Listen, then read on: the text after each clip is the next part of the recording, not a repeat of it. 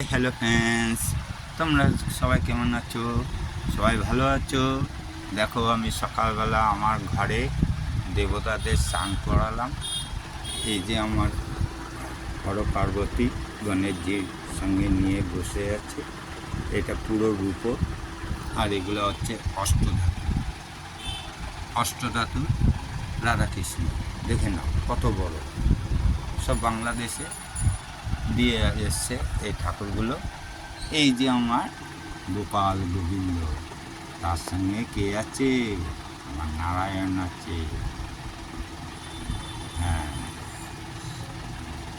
আমার গোপাল গোবিন্দ সব বৃন্দাবন, এই দুটোই বৃন্দাবন।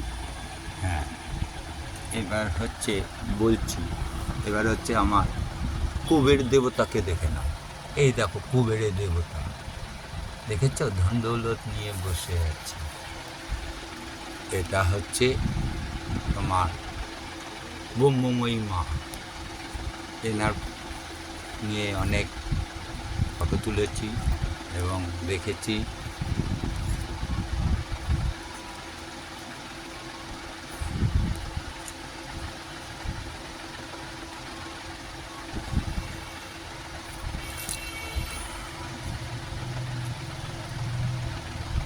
এ হচ্ছে কুর্ম দেবতা, এইভাবে সে বসে থাকে। আর এই হচ্ছে মা অন্নপূর্ণা। হ্যাঁ,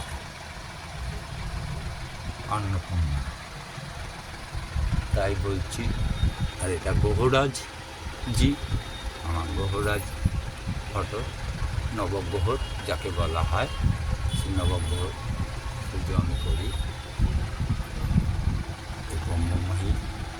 আর এই দেখো আমার গণেশজি কেমন রাজরাজেশ্বর ভাবে বসে আছে, দেখেছ? পিছনে হনুমানজি, আর সঙ্গে আছে বড় মা আমার। আমি এসব পুজো পাঠ করে আমি পুজোয় বেরাই এবং ভিডিও করি, ভিডিও ছাড়ি।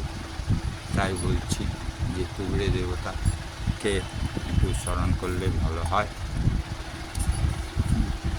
কুবের সে হচ্ছে ধন দৌলত দেবতা, লক্ষ্মীর ধন দৌলত সে নিয়েছিল অর্জন করে। হ্যাঁ, সেই কুবের দেবতা। এবং মা অন্নপূর্ণা আমার পাশেই আছে, মা অন্নপূর্ণা। হ্যাঁ, এইসব দেবতা। এবং আমার ভোলেনাথকে দেখে নাও। হ্যাঁ, ত্রিশূলধারী শক্তিশালী বাবা আমার ভূতনাথ এবং শিব যাকে হয়, দেখে কেমন চকচক করছে সব। নন্দীরাজজি বসে আছে চুপটি করে। জয়শঙ্কর, নারায়ণ। আমার কৃষ্ণ রাধা কৃষ্ণ ঠাকুর দেখো কত সুন্দর।